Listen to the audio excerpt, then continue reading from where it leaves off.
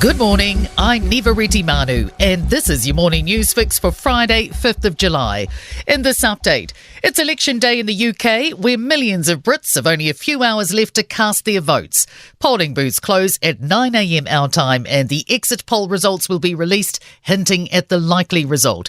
Keir Starmer's Labour Party is expected to close a 14-year chapter of Conservative rule in a landslide win.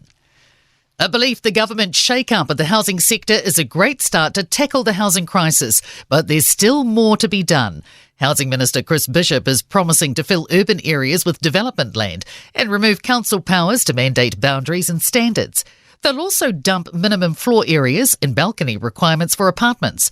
Infometrics Chief Executive Brad Olsen says it's now key the government invests in infrastructure. Everyone is quite clearly on notice for the need for greater investment, and anyone that doesn't provide for that really isn't trying to help housing affordability going forward.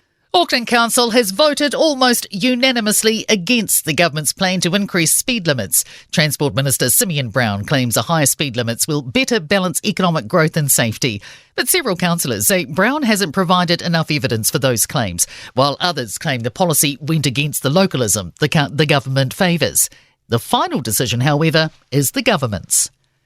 A team of experts has come up with advice around balancing the benefits and drawbacks of screen time in education.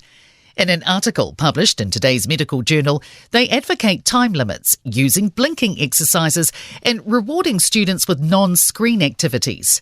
Paediatric physiotherapist and Auckland University researcher Julie Cullen says the team included educators, health professionals and digital media experts. She says while there are gains to be had, there are also concerns. Risk to privacy and security, inappropriate and harmful content exposure, but also with frequent extended use, risk to health, wellbeing and educational outcomes.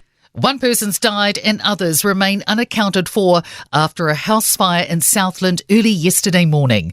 The blaze at the single-storey View Street property in Manapori was reported just after 3:30 a.m. and police still haven't determined the cause.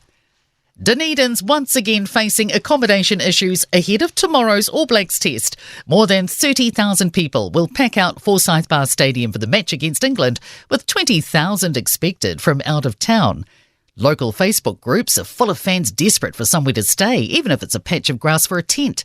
Mayor Jules Raddick says there was an increase in Airbnbs and alternative accommodation before the pandemic. But with COVID, then a lot of that accommodation was converted to other purposes, longer-term rentals and things, and people have been content with that. Raddick says there's a number of hotel proposals. And in sport, the All Blacks Olympic basketball flame has been snuffed out by Slovenia at the Games qualifying tournament in Greece. Dylan Honravegan has won stage 6 of cycling's Tour de France. Manchester United football manager Erik ten Hag has signed a contract extension until 2026. And women's number 1 Iga Swiatek and men's second seed Novak Djokovic have advanced to the third round at Wimbledon. South Sydney's registered a 5th straight NRL win, 32-16 over Parramatta. I'm Neva Manu. That's your latest news fix, and we'll be back with the next update at midday from the Newstalk ZB newsroom.